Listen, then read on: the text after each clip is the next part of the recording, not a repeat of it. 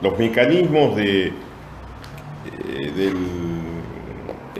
los efectos del alcohol en el organismo humano, cuáles son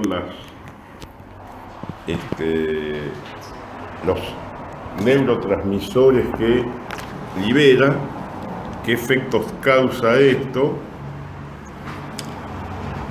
las distintas fases, inicio o de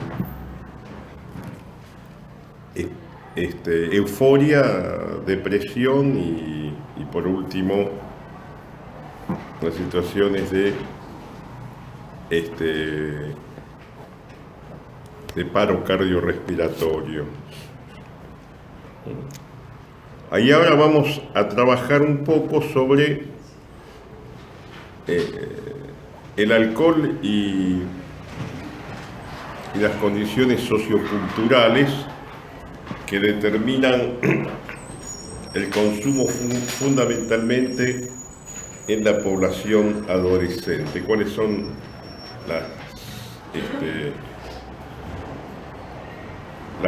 los dispositivos socioculturales que influyen para aumentar el consumo de alcohol entre los...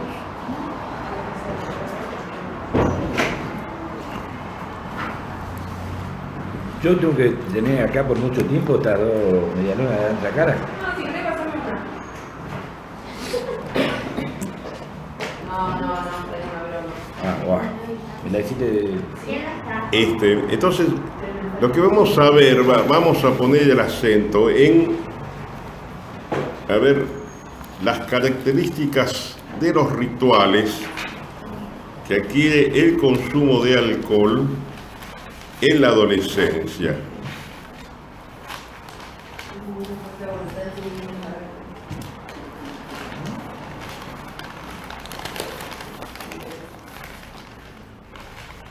Donde, se ponen en juego puestas en escena, ¿no? Que son los que se consideran las ceremonias del tomar y cómo esto implica múltiples significaciones. O sea,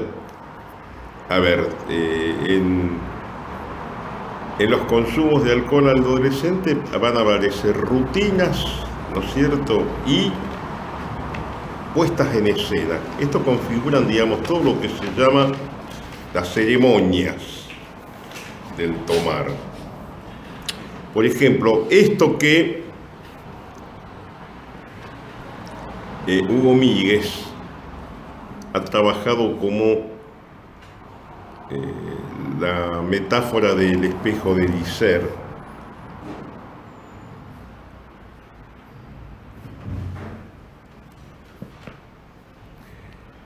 ¿Del espejo? El espejo de Dicer. Esto lo toma de un libro de Harry Potter, donde en un momento Harry Potter se mira en el espejo y no ve reflejada su imagen, sino los deseos más profundos de su corazón. Entonces, Míguez dice que cuando los jóvenes consumen alcohol, ven reflejado en la copa de bebida sus deseos más profundos.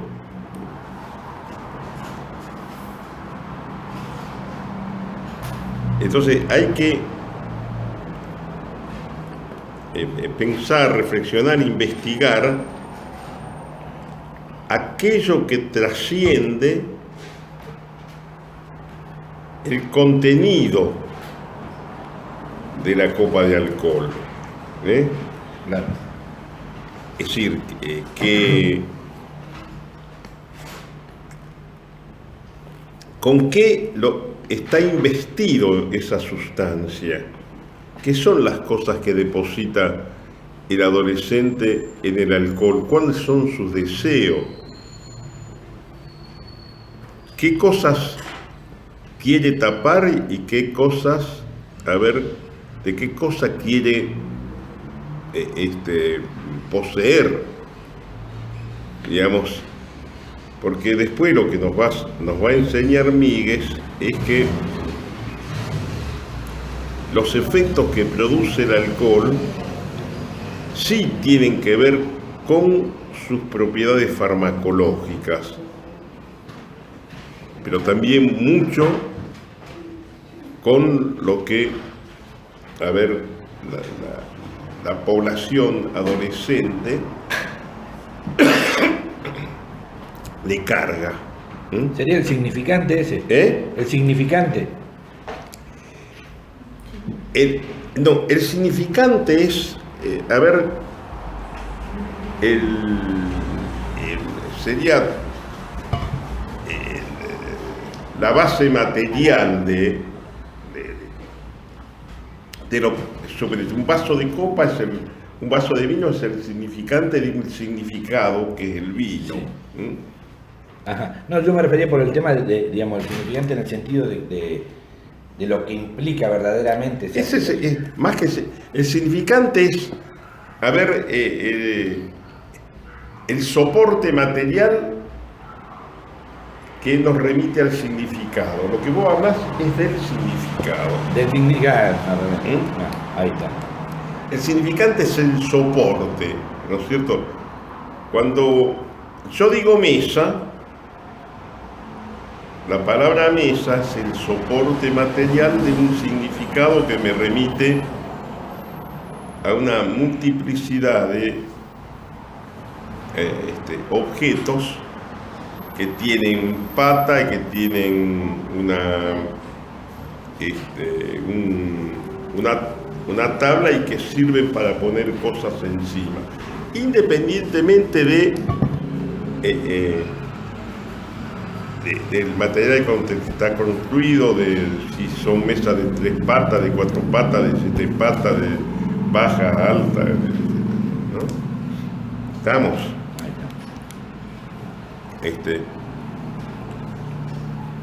Entonces, lo que el adolescente hace con el alcohol le impregna de significaciones, o sea, lo que significa para... después vamos a ver eso, por ejemplo, lo corriente en muchos adolescentes, donde el alcohol va a aparecer como un elemento que tiene relaciones con la construcción de su identidad. ¿Por qué tiene relación con la construcción de su identidad? Porque a través del alcohol confluye el deseo de alguien que él quiere ser y que no es. De alguien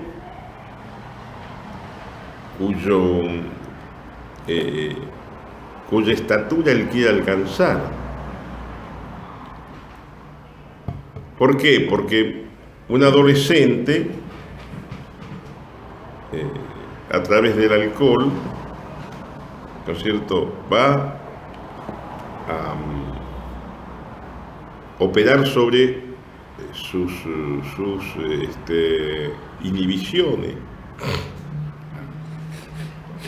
Es decir, el alcohol le va a implicar una situación de desinhibición para alguien que está en una situación de autodevaluación o de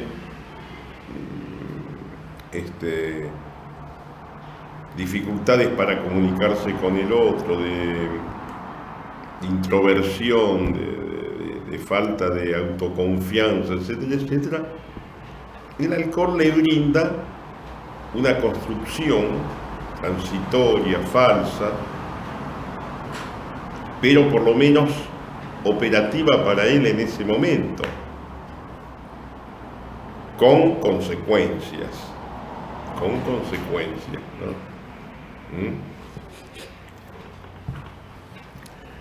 Así, por ejemplo, el alcohol, entonces, de alguna manera, va a activar un juego compensatorio donde el adolescente inconscientemente evalúa qué es lo que gana y qué es lo que pierde tomando alcohol. Es decir, muchos adolescentes pueden decir, y sí, pero yo si no tomo alcohol en la en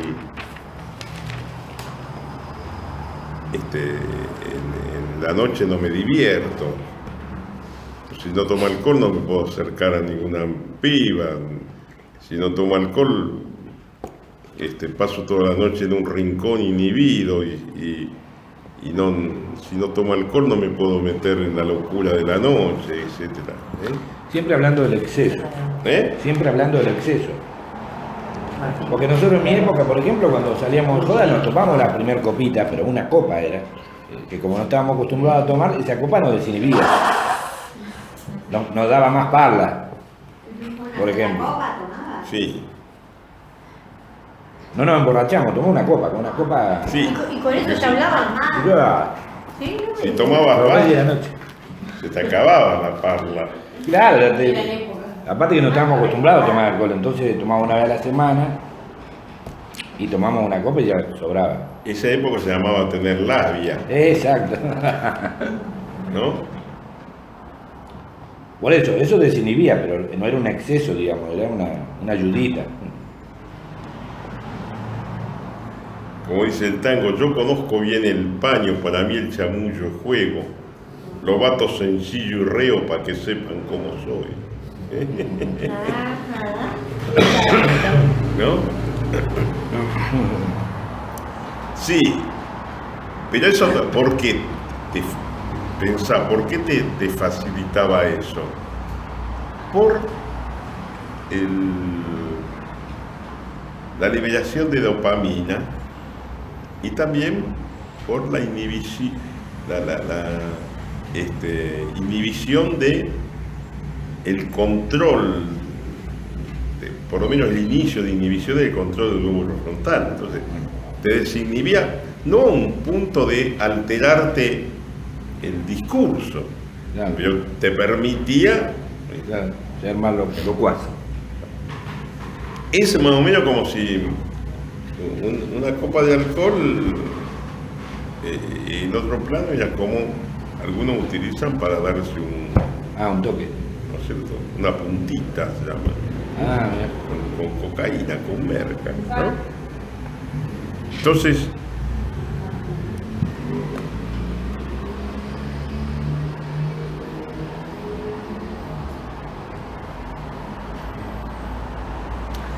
por eso decía, en esta ecuación, que es lo que evalúa el pibe que gana y que pierde,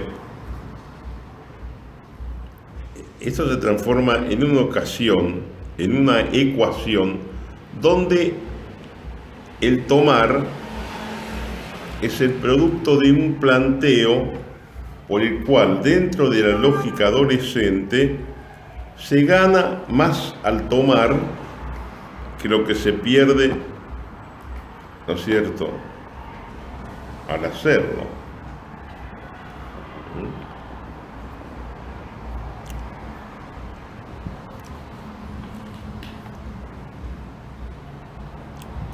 A ver, ¿qué gana el adolescente al tomar? Esto que decíamos, transforma su identidad.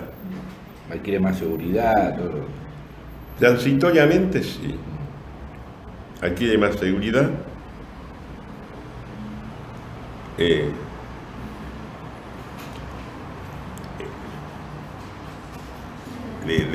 Le permite vencer resistencias,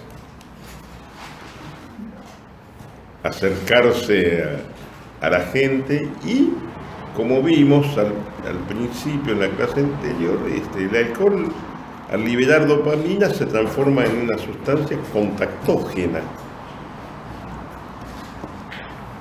Por eso, vieron, con las primeras copas somos todos hermanos. Ahora tomábamos un poquitito de más y ya no servía porque entraba a patinar la lengua. Entonces nos quedaba bien esto. Eso se llama disartria. Ah, sí, señor. Sí. Pero eso, en una intoxicación aguda tiene un origen y una intoxicación crónica es producto de ya alteraciones, mejor dicho, de lesiones en el sistema nervioso central, ¿no? ¿Vos viste eso viste cómo habla Maradona? Sí. Bueno, porque... Aparte también está muy medicado. ¿Eh? Por toda la medicación que tiene también, toda la medicación que tiene para controlar. También. Sí, pero ya es un problema crónico, parece, de él. Maradona no se recuperó todavía. ¿No se recuperó todavía Maradona? Sí, no sé. Recuperó. Si Maradona no se recuperó, mira, ese es un misterio insondable.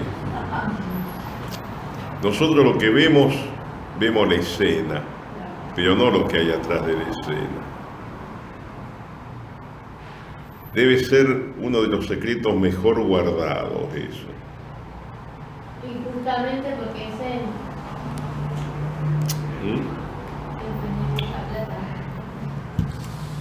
Sí, porque andá a saber lo que hace Maradona. ¿Usted lo vio cuando salió con los labios pintados? La boquita.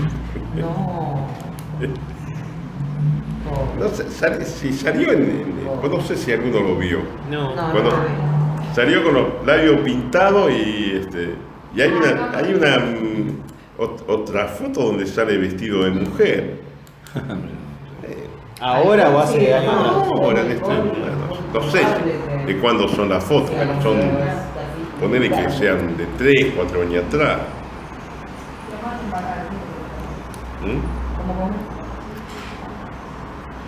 Y parece que nuestros grandes héroes han tenido algunas. Se dice que Carlitos Gardel. Es que dice que es muy difícil de bancar la fama. La fama es es muy difícil de bancar la fama en la personalidad, digamos. Que es muy difícil para un ser humano bancar tanto. Sí, posiblemente yo creo que hay un nivel donde los tipos se creen Dios, ¿viste? Y más Maradona. Claro, él se lo hicieron creer. Más claro, Maradona. él lo trataban como un dios. Más allá del bien y del mal y que... Bueno, Freud hablaba del tema con respecto a los que hacían los Juegos Olímpicos, cuando hablaban del yo ideal, que ellos lo alcanzaban. Y el tema es que cuando lo alcanzaban no tenían más que aspirar, porque eran los campeones del mundo. Y ahí dice que se produció una especie de depresión que era característica de la persona que llega al máximo de lo que puede aspirar. Bien, pero en el Diegui produjo algunos estragos. Sí, algunos más, otros Sí. menos. Bueno, pero estamos en el alcohol adolescente.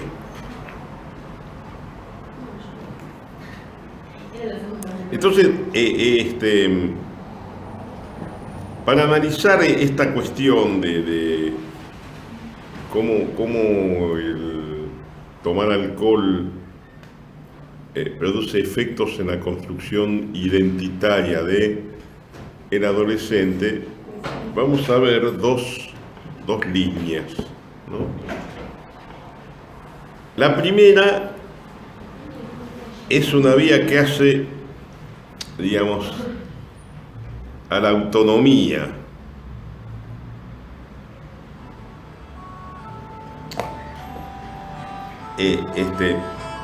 tomar decisiones muchas veces,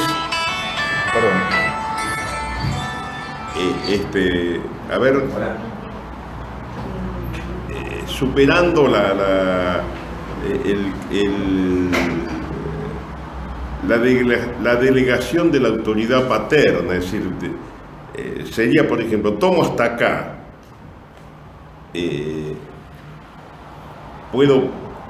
yo me autocontrolo, es decir, un poco en el adolescente se va instalando una cuestión que a través del consumo de alcohol puede lograr determinada autonomía y liberación de los mandatos familiares. Él se controla. Yo lo manejo, yo tomo hasta acá. Y se crea una falsa conciencia de que los efectos que produce el alcohol en algunos pibes que produce trastorno serio es porque no tienen cultura alcohólica. Corriente eso. Sí, uno de los yo más corrientes es, sí, a los que le hace mal es porque son unos giles, porque no saben tomar. Es como si el efecto negativo del alcohol no es producto de las propiedades de la sustancia que se ingiere, sino producto de no saber cómo mal hábito para tomar, ¿no es cierto? Por lo tanto, los pibes, de alguna manera, es decir, preservan de esta manera de considerar al alcohol en su carácter negativo, y en todo caso terminan atribuyendo las dificultades, ¿no es cierto?, a errores propios de ellos, ¿no?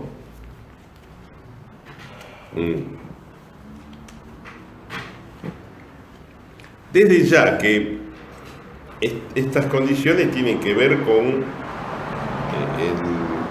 las características propias del ciclo vital en el cual ellos están atravesando, es decir,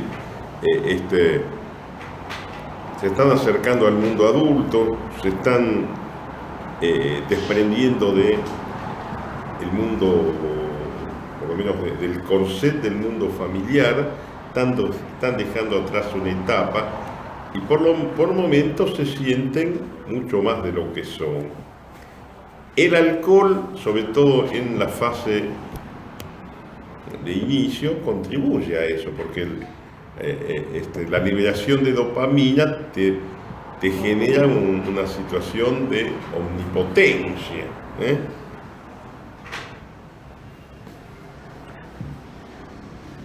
Entonces,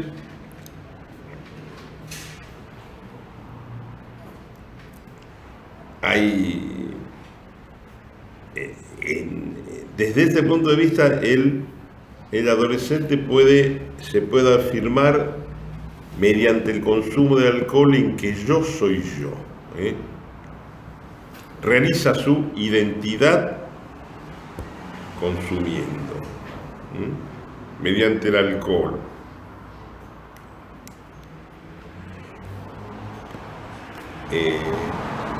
Pero a su vez, acá viene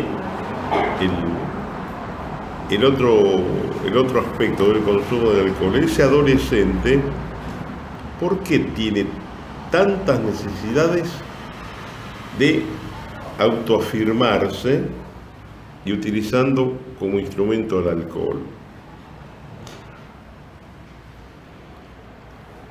Porque el medio social le está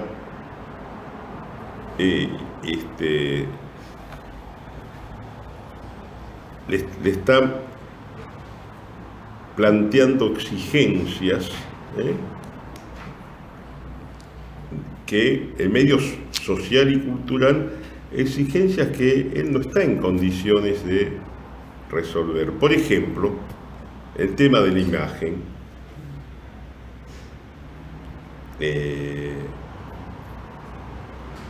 Y el tema de la imagen tiene que ver con la sociedad de consumo. Determinado tipo de imagen estándar para el varón, otra para la mujer.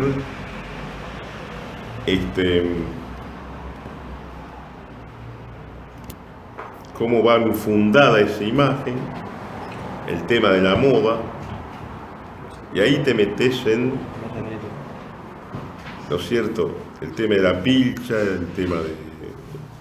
A ver, todo esto que es el mundo del consumo, le oferta y además le exige al adolescente. Y entonces, como la mayoría de los adolescentes no pueden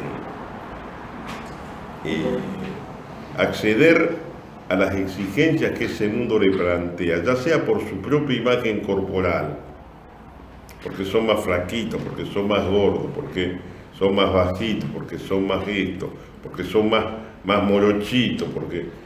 o al tema de la pilcha, porque cuesta más caro, tienen por lo tanto, ¿no es cierto?, que zanjar esa distancia que hay entre el ideal que le propone la sociedad y la realidad de lo que es, mediante la incorporación de una sustancia que por lo menos transitoriamente le haga, ¿no es cierto?, le permita salvar esa zanja. Es decir, un pibe cuando ingresó, para ser más claro, un pibe cuando ingresó al boliche,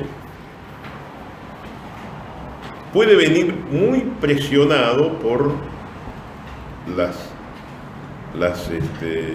exigencias que están disparadas desde todo el marketing publicitario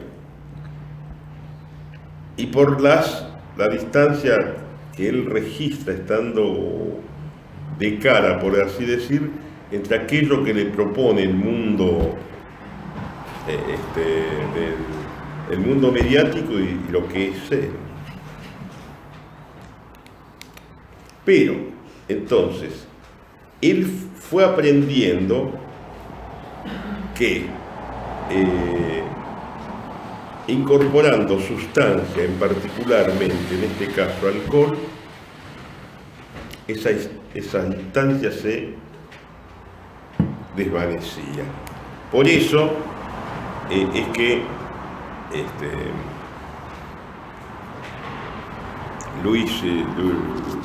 por eso es que Hugo Míguez nos habla de lo que el adolescente deposita en la bebida. Sería dos tipos de exigencias: la externa social, claro, y la interna propia del cambio de la edad.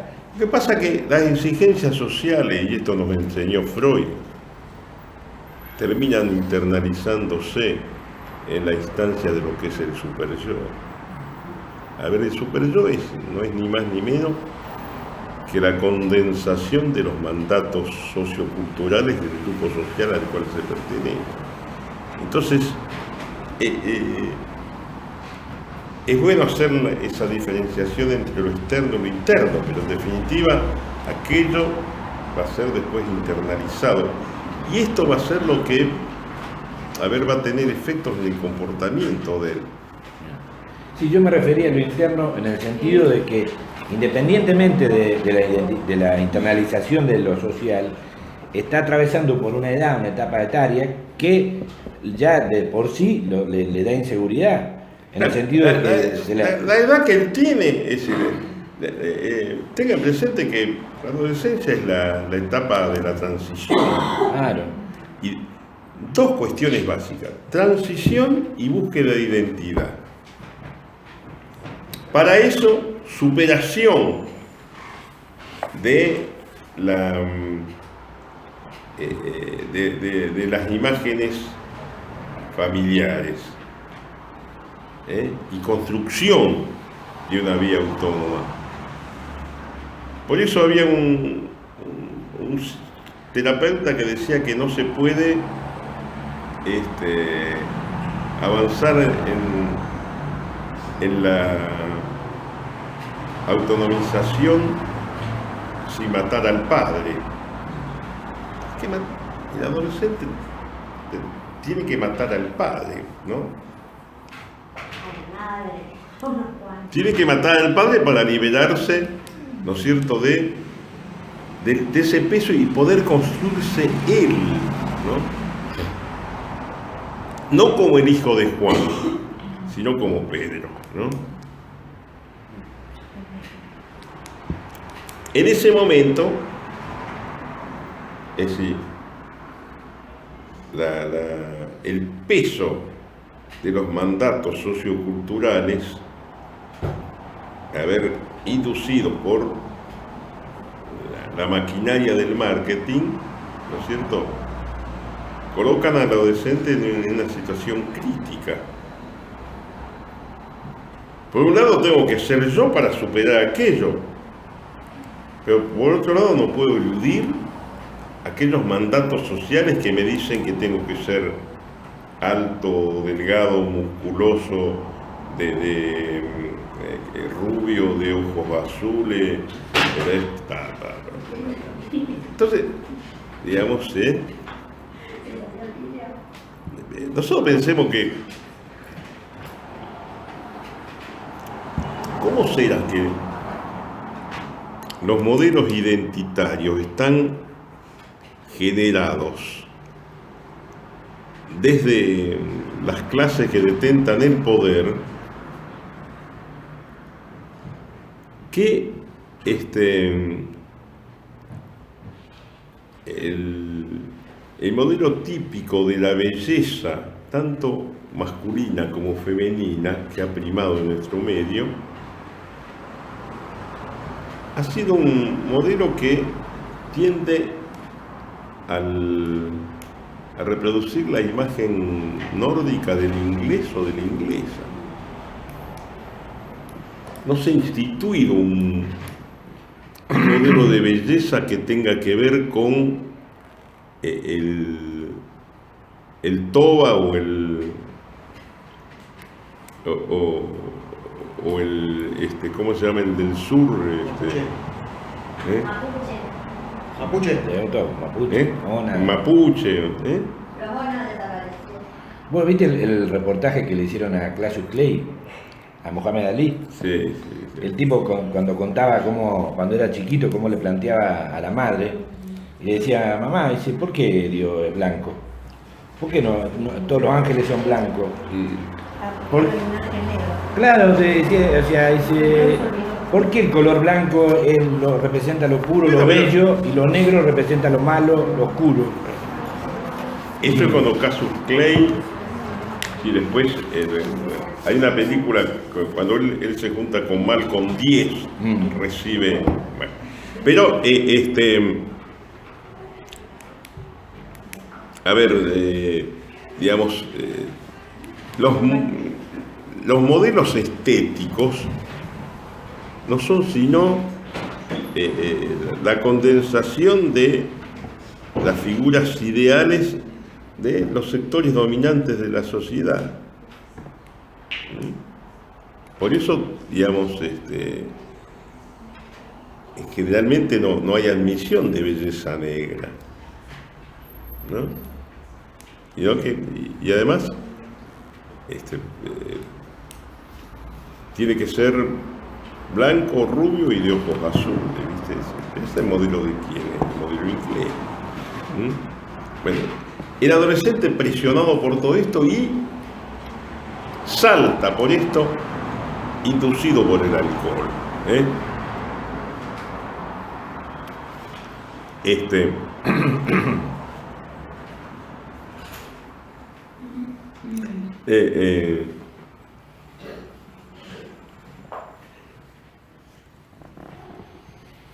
O sea, por lo tanto, digamos, a ver, el mercado que ha estudiado y capta perfectamente estas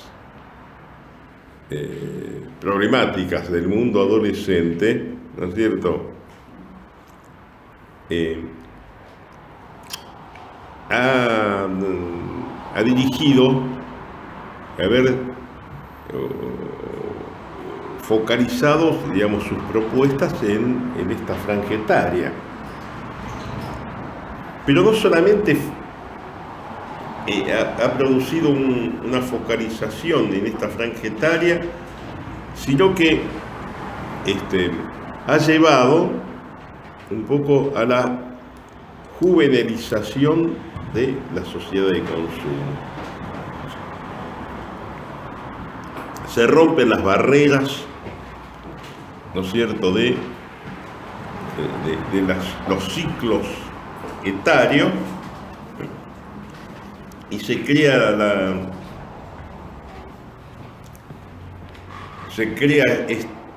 esta situación de la juventud eterna, ¿no? Hay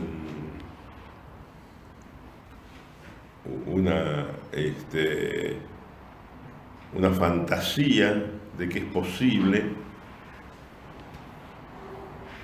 someter el paso de los tiempos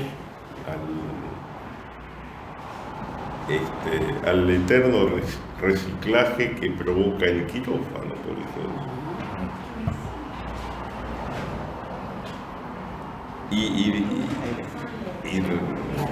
Bueno, todo esto, ustedes recuerdan, no sé si recuerdan haber visto la imagen de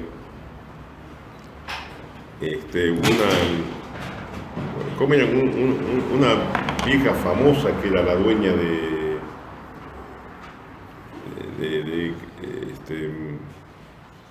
era la dueña de estas grandes empresas que tienen que ver con el cemento. Fortabat. Amarita Fortabat. Sí, pero terminó un monstruo. Se puso de todo. Amarita Fortabat era un espectro con unas tetas así. Y era realmente terrible. Yo creo que condensaba, ¿no es cierto? Condensaba esta visión que termina siendo obscena del delirio de la adolescentización permanente.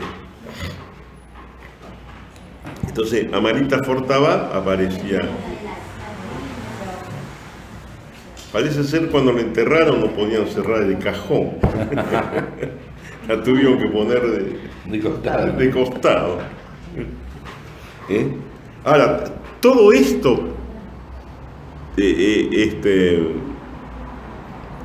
tiene que ver con los efectos que produce en el adolescente la promoción de los consumos y de las virtudes que tiene el alcohol.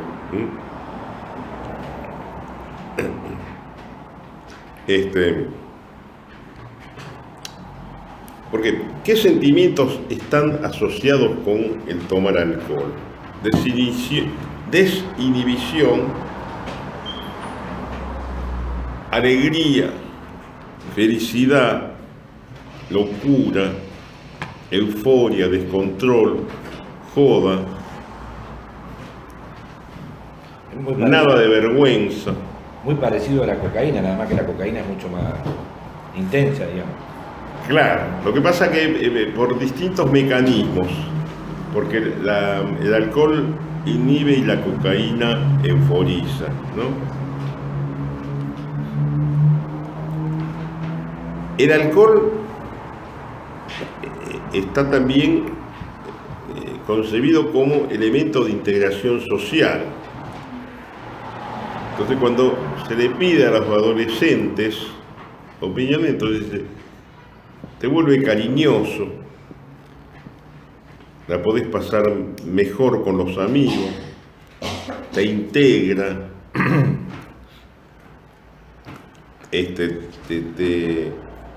te da esto que hablamos hace un rato, te permite más chamullo. El chamullo está relacionado con la amistad, con la aceptación, con ser más popular, con tener onda.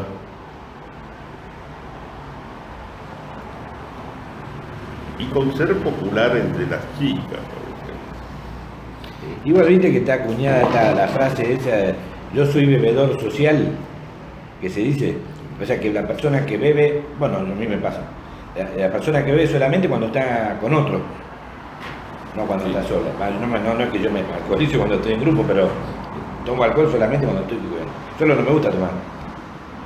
Y se dice que una persona es bebedora social cuando bebe, cuando está en grupo. Y bueno, peor cuando se exagera, ¿no?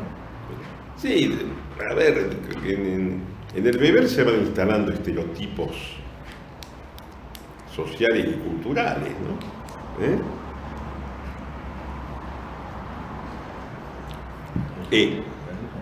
Solamente está asociado con dificultades cuando aparece esto que se llama la sociabilidad negativa, que es la persona se vuelve molesta, agresiva, no responde a las normas de relación con los demás,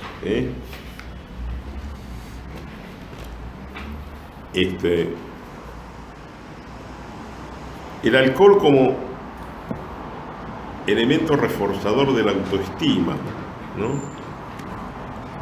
Ahí aparece como una reafirmación del yo, de la autoconfianza, del coraje, de ser canchero,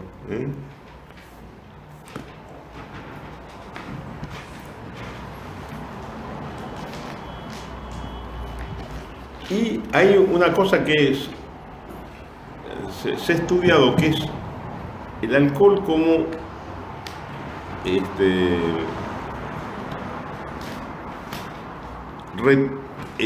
elemento de la retirada social. ¿Como elemento de retirada social, ¿no? O más que como elemento que contrarresta una situación de retirada social.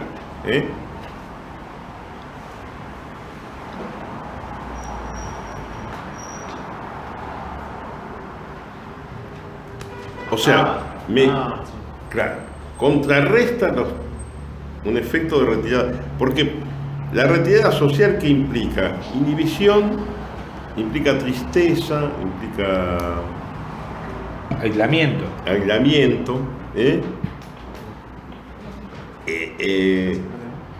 Y el alcohol se busca como instrumento para escapar de una situación que lo afecta. Por ejemplo, de problemas familiares, problemas económicos. Yo tenía una chica amiga. Falta de amor, tomo y obligo, mándese un trago. Tomaba para olvidar. De las mujeres mejor no hay que hablar. O para dormirse. De olvidar penas. Bueno, todo esto es. Dicen mis amigos que mi vino es triste, que no tengo aguante ya para el licor. Y no saben ellos que no es la bebida, sino que me falta el aire y la luz. Siempre estoy borracho desde que te fuiste, siempre estoy borracho, pero es de dolor. Es el vino triste se llama eso.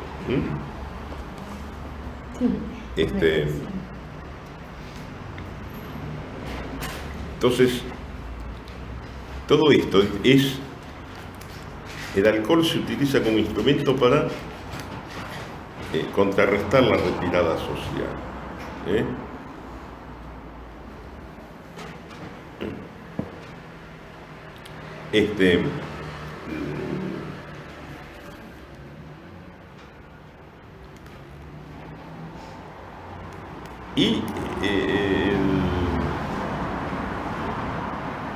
Veamos entonces,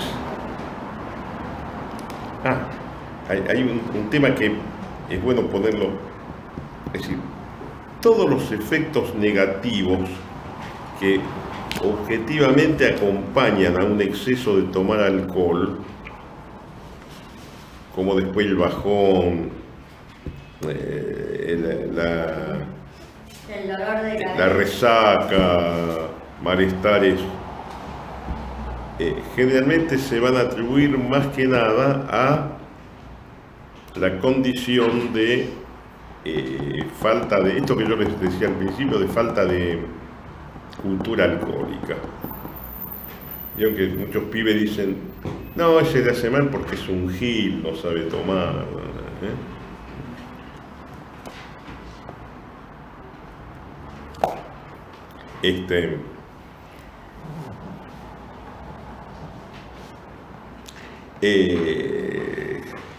fíjense, yo tengo un paciente, un muchacho de 24 años que hace poco empezó a tratarse y que viene a consulta porque empezó a sentir antes había hecho intentado empezar tratamiento, pero nunca se prendió. Venía hacia un par de consultas y después se retiraba. Y ahora viene ya preocupado porque resulta del consumo de alcohol y anfetaminas empezó a tener una situación de vómito de sangre. Eso empezó a tener perder sangre, tenía sangrado intestinal, lo estudian, tiene gastritis, tiene y todo de hecho que pibe de 24 años es muy joven para tener una sintomatología de este tipo.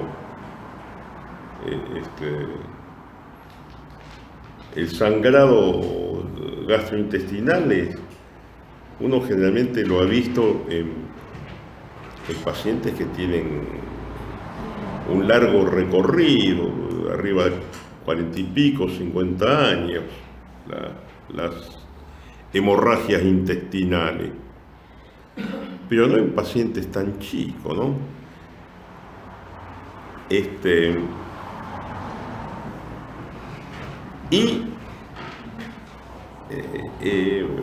Fíjense una cosa, como él sabiendo, un pibe inteligente, pero sabiendo que el riesgo que implica tomar alcohol, no se puede frenar los fines de semana. Y viene un poco con la fantasía de que yo lo ayude un poco a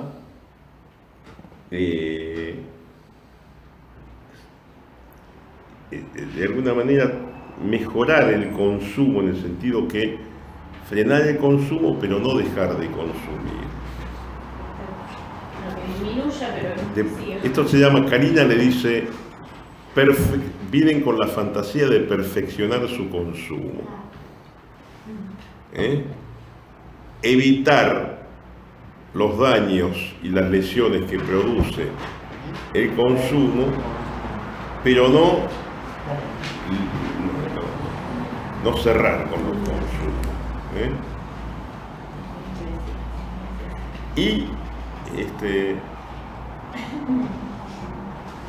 Y él dice que los fines de semana no puede. Tan es así que la familia de él vive en una localidad circunvecina, una familia de más o menos clase media, bien, porque,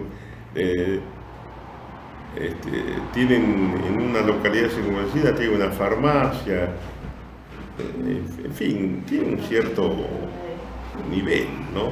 Poder adquisitivo, pero él suponete, a veces quiere evitar tomar el fin de semana, se va el viernes a la casa de los padres, pero el sábado a la noche se vuelve, no puede. Y cuando empezamos a investigar van a aparecer algunas de estas cuestiones. Es un chico que no ha podido construir proyectos para su vida. Por lo tanto, el alcohol acá supone, por lo menos en este caso, es una huida del vacío.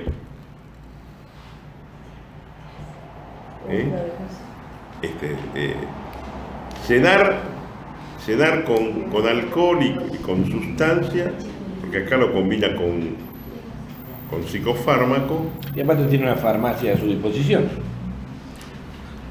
Sí, no sé, yo no me pregunto si le mete la mano. Porque el pibe lo que hace es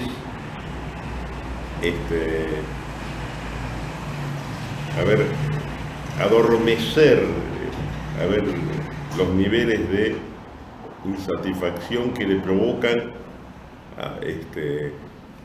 el registro de la falta de ser de él. No sabe qué, o sea, empezó varias carreras y todas las dejó, empieza y no termina el primer año, empezó con varios trabajos y primero se embala y después le pierde sentido o sea, el tipo que más o menos se embaló con un trabajo que era el último que se embaló, que empezó a aprender el oficio de carpintero, se había embalado y después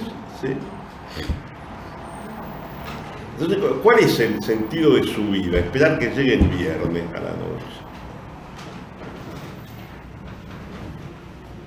Y se le cerró todo el horizonte de su vida. Y por eso acá se ve claro cómo él ha investido la copa de alcohol con sus deseos.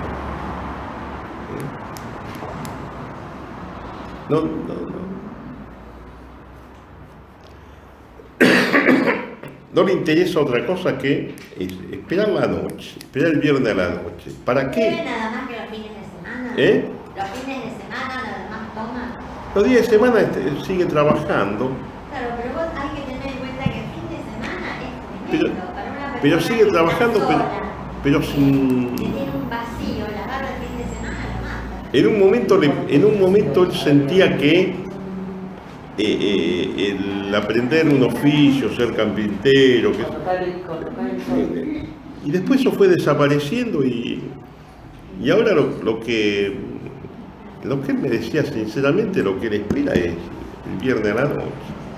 El viernes a la noche, arrancar el viernes a la noche y terminar el domingo a la noche, el lunes a la mañana, reventado. Yo hoy justo estaba en Pomelo en el patio. Hoy estaba en Pomelo en el patio con un paciente y él va a hacer dibujo y yo lo espero. Y me aparece uno de los pibes que va por ahí también, de la barra de Radañul. Creo que tiene 30 años.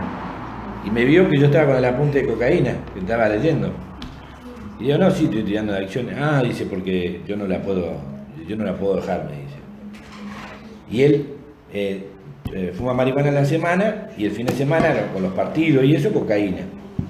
Cuando le comento a la directora de ahí, me dice que está bajo tratamiento en el programa Andrés. En tratamiento en el programa Andrés. Pero a mí me vino como si fuera pidiendo un auxilio, ¿cómo hago para dejar? ¿Me entendés? Yo me extrañó que tenga un tratamiento y que el tipo me hable como si fuera que nunca nadie lo trató. Y me dijeron que incluso el problema mayor que tiene es el alcohol, que él no me lo mencionó a mí.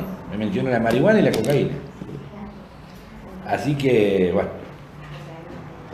Bueno,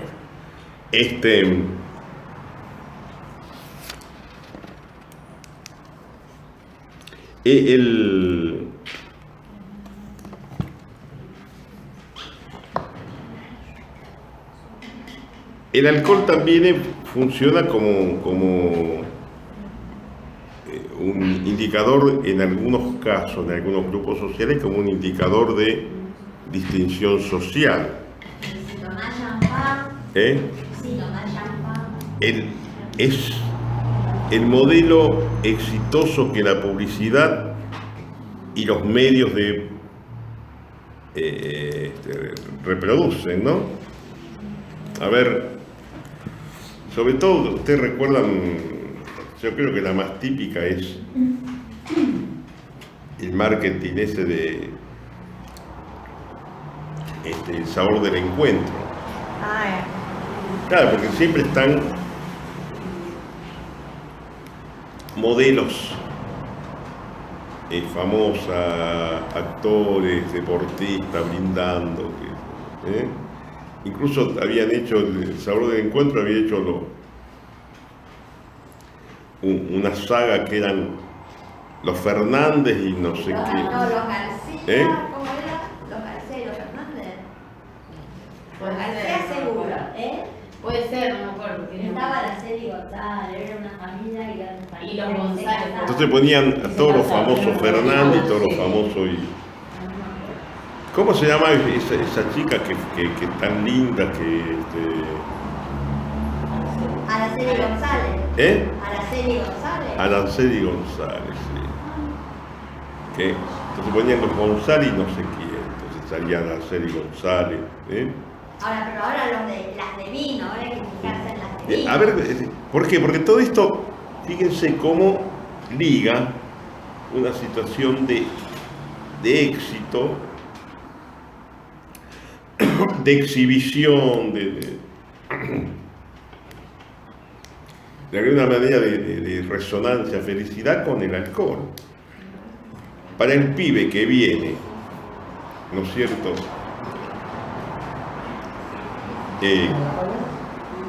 devaluado porque su imagen no responde a la expectativa, el consumo de alcohol se transforma entonces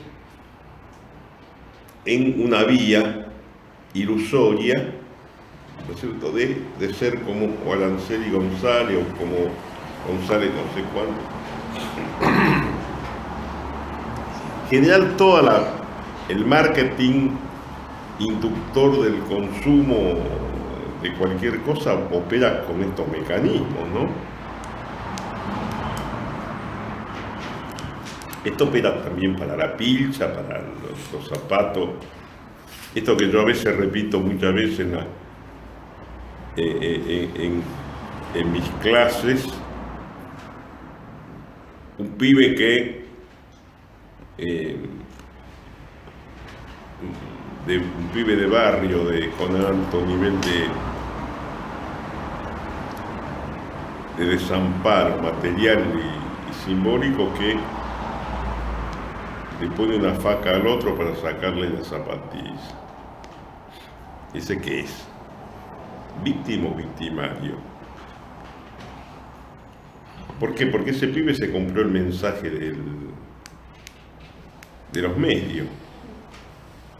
Ese pibe se compró más que nadie el mensaje de ese medio que dice la zapatilla tardo y asociada con tal éxito. Y para alguien que nada tiene, que vive en el desamparo total, asociar su salida con un objeto se transforma, ¿no es cierto?, en un estímulo para su apropiación a cualquier costo. Entonces, por eso ese pibe, por un lado, es víctima, porque se compró el discurso del marketing. Por cierto, se transforma en victimario. Pero esta es la crueldad del sistema. Gracias. La crueldad del sistema, ¿en qué consiste? En presentarle los manjares más sabrosos a una multitud de indigentes. ¿Qué provoca eso? Ahora, el sistema tiene que moverse así, generando deseos y fantasías que después se transforman en comportamientos irrefrenables. Después se preguntan, ¿por qué tantos crímenes violentos? ¿Por qué? O viene esta otra idea de que sería posible bajar con los niveles de criminalidad, bajando los niveles de imputabilidad. En vez de atacar las causas, se atacan los síntomas. Porque que un pibe sea delincuente y que mate a otro es un síntoma, no la causa. La causa es mucho más profunda. La causa tiene que ver con las condiciones concretas de existencia de esos pibes. Para un pibe que no tiene expectativa de vida más allá de los 20, 20 y pico de años, ¿qué le va a importar la vida de otro? Ahora, ¿pero por qué generamos pibes que no puedan mirar más allá de sus 20 años? ¿Por qué generamos una sociedad donde tengamos pibes que más allá de los 20 años no tienen horizonte? Entonces, atacan, ¿no es cierto?, toman el síntoma como causa y así. Sí, aparte una sociedad mediocre que le es mucho más fácil atacar a un chico de 15, 18 años que ponerse a picar en las causas que provocarían esa situación. Aparte verían la resolución de esa causa mucho más lejana. Pero ¿saben lo que pasa? Que, a ver, chicos, fíjense ustedes, un mal diagnóstico siempre va a conducir a no solamente malos resultados, catástrofes. Si vos vas al médico y te duele el estómago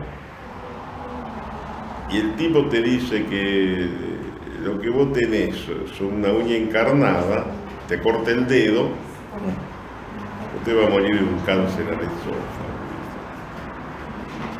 Un mal diagnóstico te lleva, y esto en todos los terrenos, acostúmbrense a mirar las cosas así, cuando vayan a hacer sus prácticas, sus trabajos. El diagnóstico es fundamental, el diagnóstico. Saber por qué pasa esto, tener hipótesis que sean que se aproximen a la realidad. Si no, van a andar a tientas por el mundo y no van a poder hacer nada. Y estos muchachos andan así. Bajan la edad de imputabilidad y lo único que hacen, acrecientan la espiral de violencia. No lo van a resolver. Y terminan criminalizando la infancia. Descubren entonces un nuevo asesino serial. Hay una sociedad igual que acompaña toda esta historia. Me hace acordar el tema de Jesús y Barrabás, cuando el pueblo condena a Jesús y no a Barrabás, que era el asesino. más o menos una cuestión así. Hay una novela de Barrabás, Parlargevich, un sueco que escribe una novela que se llama Barrabás. Justamente trata la dialéctica entre... ¿no? Y después hay una película que la hizo... ¿Cómo se llama este actor mexicano, norteamericano? Anthony Hopkins, Anthony Quinn. Anthony Quinn. Se llama Barrabás también. Pero creo que la saca de esa novela, la novela de Parlargevich.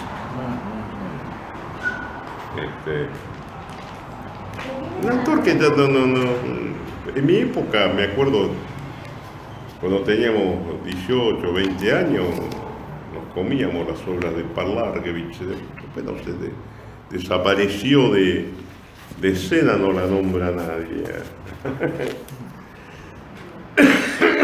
Bueno, chicos, tienen para charlar un rato. De paso, ustedes, creo que el otro día se había producido un intercambio de opiniones en relación a por qué Rivestein habla de toxicomanías y nosotros hablamos de adicciones. No. El año pasado, en la materia de prevención, había un texto. ¿En dónde? El año pasado, sí. En una materia de prevención con Silvia, había un texto de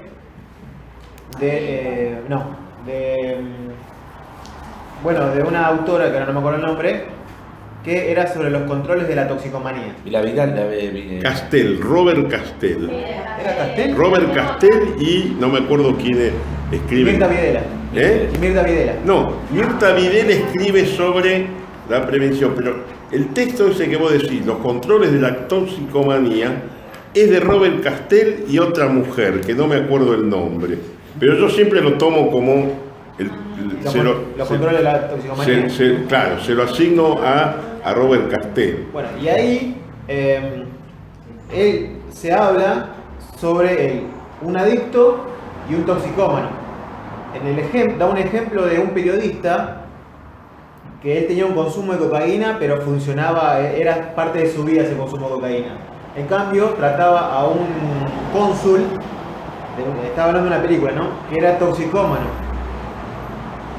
Porque la relación que él tenía con ese objeto de consumo, que era como que se planteaba que era más el deseo de consumir, ese deseo de romper normas de protocolo del cónsul, de rebeldía, en comparación a la del adicto, que el adicto es el que consume.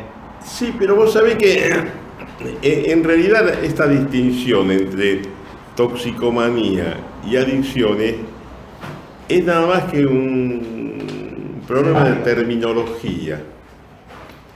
Sobre todo los franceses han trabajado más sobre el concepto de sustancias tóxicas, que justamente porque todas las drogas, legales y ilegales, liberan dopamina, todas, absolutamente todas, se desarrolla al principio del consumo una suerte de manía. Es decir, esto que produce el alcohol en primer momento te genera esa situación de alegría, pero eso es efecto de la liberación de dopamina. Todas las sustancias son dopaminérgicas, después también liberan otros.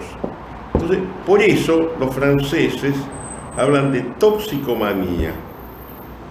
Y en los eventos internacionales, en otro momento se impuso la categoría de adicciones y hoy parecería que está más aceptado el de drogadependencia. No obstante eso, yo por lo menos en todos los congresos que he ido hablan indistintamente de adicciones como de drogadependencia. A ver, si nos ponemos de acuerdo en el fenómeno, después la forma como lo designamos.